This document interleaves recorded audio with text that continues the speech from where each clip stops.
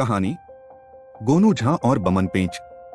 एक बार गोनू झा और उनके परम मित्र फेरन मिश्र बैठे बातें कर रहे थे। गोनू, इन दिनों तुम्हारी बड़ी चर्चा है।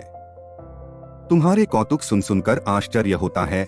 मिश्रा जी ने मुस्कुराकर पूछा, तुम इतनी सारी बुद्धि कहाँ से लाए और कैसे तुम हर परिस्थिति पर काबू कर लेते हो? मिश्रा जी, हम ब्राह्मण कुल में जन्मे हैं। बुद्धि तो हमारा पुश्तैनी गुण है। हम लोग मानव वर्ग में श्रेष्ठ यूं ही नहीं कहे जाते। गोनू झा हंसकर बोले, हमें तो जन्मजात चतुराई मिलती है। परिस्थिति को पढ़कर उसके अनुसार ही बुद्धि का प्रयोग करना हमारी विशेषता होनी चाहिए। इसे ही तो संसार में बमन पेंच कहते हैं। कौन सा पेंच? मिश्रा जी चौंक पड़े। बमन पेंच? दुनिया में दो ही तो पेंच हैं जो कस जाएं तो सरलता से खुल नहीं सकते। एक है क्षत्रिय पेंच, एक है बमन पेंच।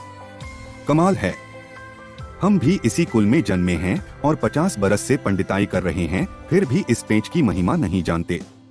जानते हैं, प्रयोग भी कर रहे हैं, पर धर्म और आस्था के आश्रय में। हम बुद्धि और चतुराई के साथ करते हैं। अच्छा, यह तो बताओ कि यह बमन पेंच किसी ब्राह्मण पर भी काम करेगा? पेंच तो मिश्रा जी हर जगह काम करता है, बस कसने वाला चाहिए। तो भाई तुम मुझे दिखाओ कि यह किस तरह का पेंच है। मुझ पर अपनी यह विद्या चलाओ तो जानूं। रहने दो मिश्रा जी, आपस में चतुराई नहीं दिखाई जाती। इससे राम राम में भी विघ्न आ सकता है। अरे कुछ नहीं होगा, हम दोनों तो मित्र हैं।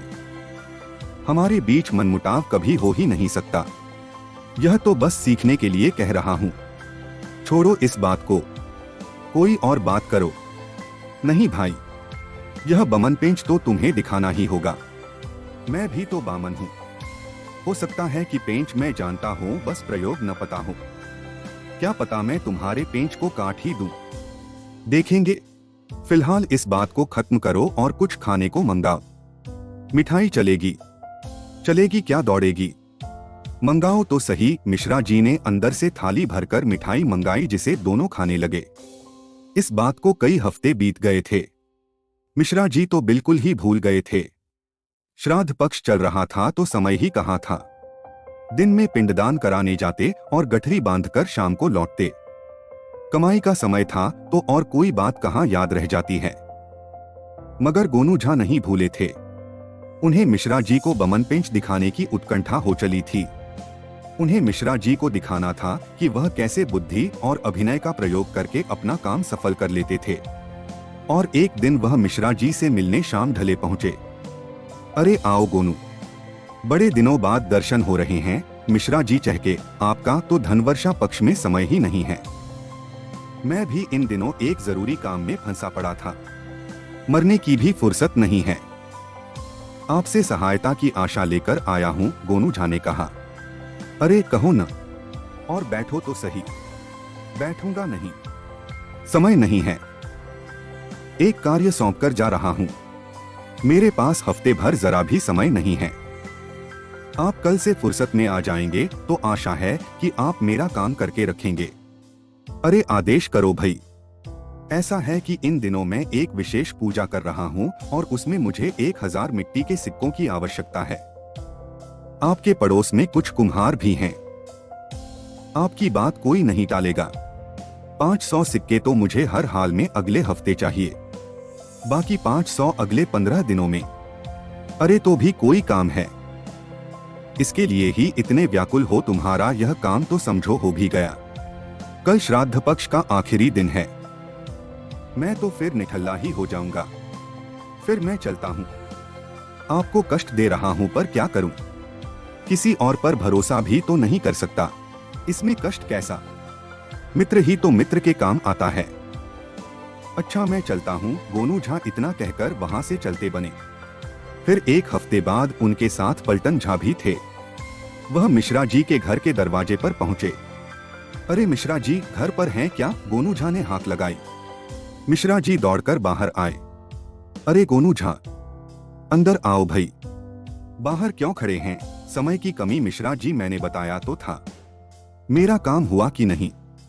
हो गया, अभी लाता हूं। मिश्रा जी अंदर गए। और जब वह बाहर आए तो उनके हाथ में एक मखमल की थैली थी। ये लो, पूरे 500 हैं। बाकी 500 जब कहो तब दे दूंगा। ठीक है, पर जल्दी करना, जल्दी ही आवश्यकता होगी। अरे कहा ना, जब चाहो तब। धन्यवाद। आओ पलटन भाई। दोनों वहां से चल पड़े। रास्ते में पलटन झा ने इस बारे में पूछा। अरे कुछ नहीं, मिश्रा जी ने 1000 रुपए उधार लिए थे, जरूरी काम था, मेरे पास थे तो समय पर काम चला दिया। आज तुम्हारे सामने 500 रुपए दे दिए हैं, बाकी फिर दे देंगे। और इस तरह 15 दिन और बीत गए। इस बीच बरसात हो गई। एक दिन राह चलते मिश्रा जी को गोनू झा चौपाल पर लोगों के बीच गप्प लड़ाते दिखे।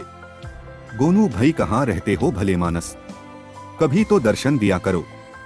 मिश्रा जी, बताया तो था कि व्यस्त हूँ, आजकल मैं आने वाला था वो 500 लेने, सोचा व्यवस्था हो गई होगी। गोनू झा बोले। व्यवस्था तो हो गई थी, पर बरसात ने सब गुड़गोबर कर दिया, सब भीग गए। अब तो 4-5 दिन और लगेंगे। मिश्रा जी, मुझे तो बहुत आवश्यकता है। अरे तो 4 दिन ठहरो, मरे जा रहे हो। ठीक है, 4 दिन और सही। मिश्रा जी चले गए तो गोनू झा चुप बैठ गए। क्या बात है गोनू झा, एक बुजुर्ग ने पूछा। कुछ समस्या है काका, पैसे का लेन देन कभी मित्रता में न करें। मिश्रा जी ने 1000 रुपए लिए थे, महीना होने आया, 500 रुपए तो पलटन झा के सामने दे दिए थे, बाकी देने का नाम ही नहीं, टालमटोल कर रहे हैं। अभी भी तुम सबके सामने कहकर गए हैं कि 4 दिन में दे देंगे। देखता हूँ 4 दिन और। मित्र हैं, ज्यादा तो कह भी नहीं सकता। यही तो काका ने कहा, उधार प्रेम की कैंची है। मित्र को दो तो मित्रता कटे, भाई को दो तो रिश्ता। अब क्या करें, है तो लोगों की सहायता करना भी तो धर्महीन। इतना कहकर गोनू झा उठकर वहां से चले गए। पीछे लोगों में कई तरह की बातें हुई। कोई मिश्रा जी के बारे में कहता कि उन्हें ऐसा नहीं करना चाहिए, यह तो मित्रता का नाजायज लाभ है। अरे गोनू झा कौन कम है, कहीं से कमाकर लाकर दिए थे, यह तो ठगी का पैसा है, ऐसे ही लुटेगा। चोरी का माल मोरी में। और किसी ने कहा। 7 दिन और गुजर गए। एक दिन मिश्रा जी अपने द्वार पर सुबह सुबह बैठे थे कि जोरावर नाई पहुंच गया। पांय लागू पंडित जी, चौपाल पर पंचायत है, आपको बुलाया है। पंचायत? कैसी पंचायत, किस बात की है? मिश्रा जी चौंके। जाकर देखिए, सब आंखें खुल जाएंगी, नाई कहकर चला गया। मिश्रा जी असमंजस में रह गए, धोती कुर्ता पहना और चौपाल की ओर चले गए। वहां पहुंचे तो सारा गांव वहां उपस्थित था। गोनू झा भी बैठे थे और पंच परमेश्वर भी बैठे थे। आइए मिश्रा जी। पंच बोले, यह क्या मिश्रा जी, मित्रता में ऐसा करना आपको शोभा नहीं देता। आप गांव के गणमान्य व्यक्ति हैं, आप ही ऐसा करेंगे तो बाकी सब क्या कर डालेंगे। क्या क्या हुआ? मिश्रा जी हकबकाए। गोनू झा ने आप पर आरोप लगाया है कि आप उनके 500 रुपए के देनदार हैं, जिन्हें देने में आप टालमटोल कर रहे हैं। गवाह भी यही हैं। पलटन झा कहते हैं कि आपने अपने हाथों से उनके सामने गोनू झा को 500 रुपए दिए थे और शेष 500 के लिए बाद में कहा था। मगर गोनू झा, यह सब क्या है भाई? अब क्या करूं मिश्रा जी, मित्रता के नाते तकादा ज्यादा तो नहीं कर सकता था। आप थे कि रोज बहका रहे थे, तब पंचायत की शरण में आया, पर वे मिट्टी के 1000 सिक्कों की बात थी भाई। मिश्रा जी झल्लाए। मिट्टी के? क्या कह रहे हैं? मिट्टी के भी सिक्के होते हैं, और होते हों तो क्या करूंगा उनका मैं, और क्या करेंगे आ? देखा पंचो, अब मिश्रा जी क्या नया गुल खिला रहे हैं। गोनू झा बोले। मिश्रा जी, वृद्ध काका ने कहा, हफ्ते भर पहले इसी चौपाल पर हम 10 लोगों के सामने आप गोनू झा को 4 दिन बाद 500 रुपए देने की बात कहकर गए थे। अब इतने लोग तो झूठे नहीं हैं। मिश्रा जी, यह अधर्म मत कमाइए। आप पूजा पाठ करने वाले सात्विक और धार्मिक ब्राह्मण हैं। पंचायत आपको आदेश देती है कि आज शाम तक गोनू झा के पैसे चुका दें, नहीं तो आप आर्थिक दंड पाएंगे। पंचायत का फैसला सर्वमान्य होता है। मिश्रा जी ने बर्छी फेंकती नजरों से गोनू को घूरा, जिसने उनके साथ खेल खेला। अरे पैसे की जरूरत थी तो मांग लेता। उनके मान सम्मान को ठेस लगा दी। उन्होंने 15 मिनट की मोहलत मांगी और घर से लाकर 500 रुपए गोनू झा को गिन दिए। गांव भर में इस पक्की मित्रता के टूट जाने पर चर्चा थी। कुछ लोग दुखी थे और कुछ लोग खुश भी थे। मिश्रा जी के पास दोनों तरह के लोग पहुंचते और गोनू झा का जिक्र छेड़ देते। मिश्रा जी गोनू झा को कृतघ्न, ठग, लुटेरा आदि कितने ही विशेषणों से नवाजते।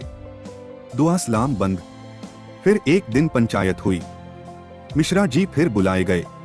तब गोनू झा ने सारी बात पंचों को बताई। पंच परमेश्वरों, मेरे परम मित्र मिश्रा जी को एक दिन जिज्ञासा हुई कि यह बमन पेंच क्या होता है और कैसे मैं इसका प्रयोग करता हूँ। यह सच है कि मैंने इनसे मिट्टी के 1000 सिक्कों की मांग की। पलटन झा के सामने इन्होंने वही 500 मिट्टी के सिक्के मुझे लौटाए थे। गोनू झा ने कहा, इस प्रकार मैं इन्हें बमन पेंच का प्रयोग दिखा रहा था। मैंने कहा भी था कि इससे हमारी मित्रता खतरे में पड़ सकती है, और वही हुआ। अब मैं पंचायत के सामने ही अपने मित्र से क्षमा चाहता हूँ और इनके 500 रुपए वापस करता हूँ। और यदि मिश्रा जी मुझे अन्य कोई दंड देना चाहें तो मैं उसे भी स्वीकार करता हूँ। मिश्रा जी हक्के बक्के रह गए। तो गोनू झा ने उन्हें बमन पेंच का नमूना दिखाया था। कमाल का नमूना था मिश्रा जी। पंचायत के सामने वो सब साफ हो चुका है। अब आपकी क्या राय है? इसमें राय कैसी? मिश्रा जी तनकर बोले, मुझे बमन पेंच देखना था, मैंने देख लिया। आप पंचों को 2 बार कष्ट हुआ, उसके लिए हम दोनों मित्र क्षमा प्रार्थी हैं। आओ गोनू झा, तुम्हारी पीठ ठोंक दूं। मिश्रा जी, कुछ सीखा भी कि देखा ही देखा? गोनू झा ने हंसकर पूछा। सीखा भये। सही समय पर सही झूठ बोलकर उसके सही साक्ष्य पैदा कर देना ही बमन पेंच है। पर यह मित्रता पर आजमाने की चीज नहीं है। तो इसी बात पर हो जाए मिठाई। मेरी तरफ से मिश्रा जी ने कहा। सारी पंचायत के लिए हमारी मित्रता के ना भेजो किसी को बाजार और मंगाओ मिठाई। पर पैसे तुम दोगे? दोनों मित्र हंसकर एक दूसरे के गले लग गए। अन्य शानदार कहानियों के लिए चैनल को सब्सक्राइब करें, कृपया लाइक करें और कमेंट करें आपको कहानी कैसी लगी।